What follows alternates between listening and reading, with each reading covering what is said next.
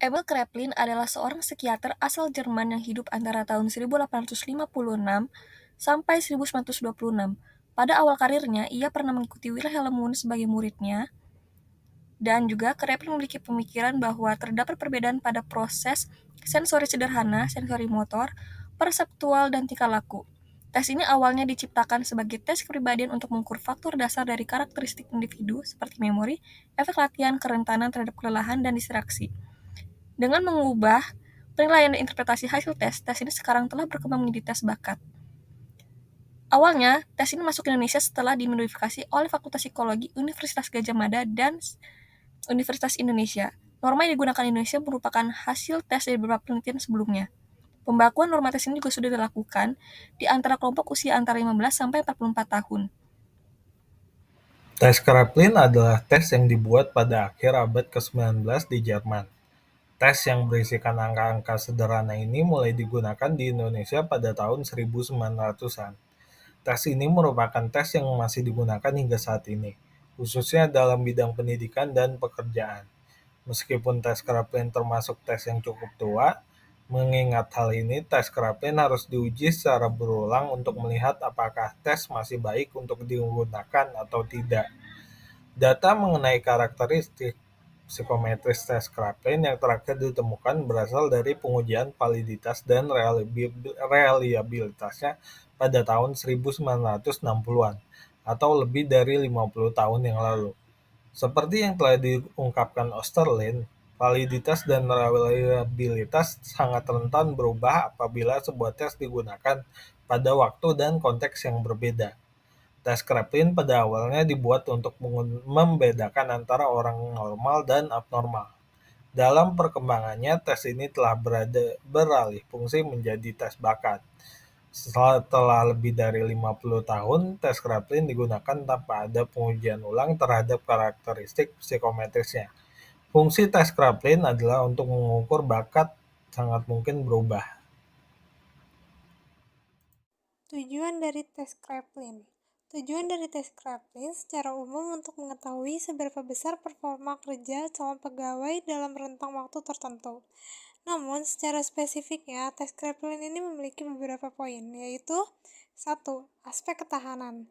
Aspek ini digunakan untuk mengetahui bagaimana daya tahan dan daya konsentrasi calon pekerja pada saat melakukan suatu tugas atau bisa juga melihat seberapa kuat daya tahan Anda pada saat menyelesaikan masalah.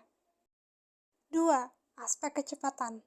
Aspek kecepatan ini digunakan untuk mengukur tingkat kecepatan calon pekerja dalam melakukan pekerjaan apapun. Karena pada saat bekerja, kita harus mempunyai kegesitan dalam menyelesaikan pekerjaan. 3. Aspek ketelitian. Aspek ini diberikan untuk mengetahui calon pekerja dalam mengerjakan pekerjaan teliti atau tidak. Tes ini, calon pekerja akan diberikan soal berupa 20 kolom deret angka selama 20 menit yang membutuhkan ketelitian tinggi. 4. Aspek motivasi. Hal ini guna mengetahui seberapa besar motivasi yang dimiliki oleh calon pegawai dikarenakan dunia kerja memiliki problematik yang sangat pelik, sehingga pegawai harus memiliki motivasi dan kemauan yang kuat agar dapat menyelesaikan permasalahan dengan baik. 5. Aspek emosi. Aspek ini digunakan guna mengetahui bagaimana emosi calon pegawai tersebut serta bagaimana cara calon pegawai tersebut dalam mengendalikan emosinya. Umumnya, orang akan merasa depresi pada saat bekerja di bawah tekanan dan cenderung pada saat di bawah tekanan orang akan lebih sulit dalam mengendalikan emosi. Maka dari itu, tes Kraepelin ini sangat dibutuhkan dalam perekrutan calon pegawai. 6. Aspek adaptasi dan stabilitas diri. Hal ini dilakukan guna bagaimana calon pekerja tersebut bisa beradaptasi dalam menyelesaikan pekerjaan yang baru dan beradaptasi dengan teman-teman yang baru. Dan dengan tes Kraepelin ini, stabilitas diri seseorang juga bisa ditentukan dari tes ini. Berikut adalah contoh dari soal tes Kraepelin. Umumnya, tes ini berupa satu lembar kertas berukuran double quarto yang terdiri dari 4 halaman, dengan bentuk memanjang dan tercetak bolak-balik. Pada halaman pertama merupakan tempat pengisian identitas diri dan contoh pengerjaan tes. Identitas diri yang dimaksud biasanya adalah nama lengkap, usia, jenis kelamin, tanggal pemeriksaan atau pelaksanaan tes, dan sebagainya. Pada halaman kedua dan ketiga, merupakan halaman pengerjaan soal berisi deretan angka acak seperti gambar yang terlampir ini. Pada halaman keempat, merupakan halaman untuk scoring, pembuatan grafik, dan interpretasi tes. Sebelum proses tes dimulai, biasanya pihak penyelenggara tes telah menyediakan peralatan yang dibutuhkan untuk mengerjakan tes ini. Yang pertama sudah pasti disediakan lembar Kraepelin. Para peserta akan diberikan lembar khusus dari tes ini seperti yang dijelaskan sebelumnya. Jadi, testi akan mengisi identitas diri dan menuliskan jawaban di lembar tersebut. Yang kedua adalah alat tulis berupa pensil ataupun pulpen. Peserta biasanya akan disediakan alat tulis, jadi peserta tes tidak perlu lagi membawa alat tulis dari rumah. Yang ketiga adalah stopwatch. Karena pengerjaan tes ini memiliki waktu, stopwatch akan digunakan untuk melihat batasan waktu pengerjaan.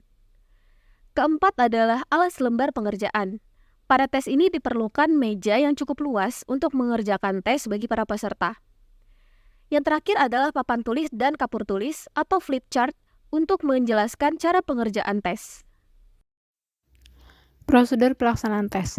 Pertama, bagikan lembar soal kepada testi.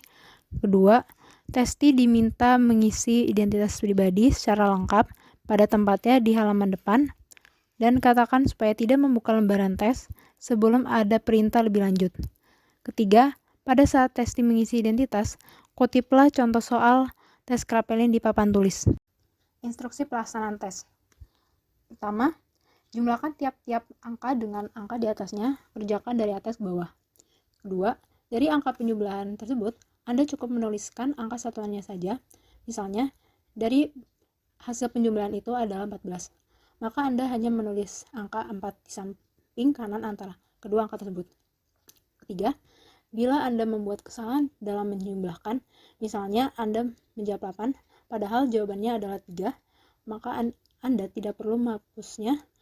Anda cukup mencoret dengan satu garis angka yang salah tersebut dan menggantinya dengan angka yang benar. 4. Setiap beberapa saat Anda akan mendengar ketukan semacam ini. Pada saat ketukan itu, Anda harus pindah ke kolom sebelah kanannya. Mulai lagi menjumlahkan angka-angka di kolom itu dari bawah ke atas. Demikian seterusnya. Kelima, Anda hendaknya bekerja secepat dan seteliti mungkin. Keenam, sebagai latihan, marilah kita kerjakan contoh yang terdiri dari 2 lajur angka yang terdapat pada lembaran tes. Kita mulai dari lajur paling kiri. Mulai dari bawah, jumlahkan tiap angka dengan angka di atasnya. Ya, mulai. Setelah 30 detik, beri tanda ketukan. Stop, pindah kolom berikutnya. Setelah 30 detik, bunyikan ketukan. Ya, berhenti. Scoring Kraepelin. Scoring Kraepelin dapat dilakukan dengan cara berikut. Menyambung atau membuat garis dari puncak tertinggi untuk dijadikan grafik. Menggunakan rumus garis timbang, yaitu puncak tertinggi ditambah puncak terendah lalu dibagi 2. Untuk mengukur kecepatan siswa menggunakan lajur, bisa menggunakan rumus berikut. 2 dikali dalam kurung jumlah angka di atas garis timbang dikurangi di bawah garis timbang, buka tutup kurung, lalu dibagi 2. Untuk mengukur ketelitian bisa menggunakan rumus berikut.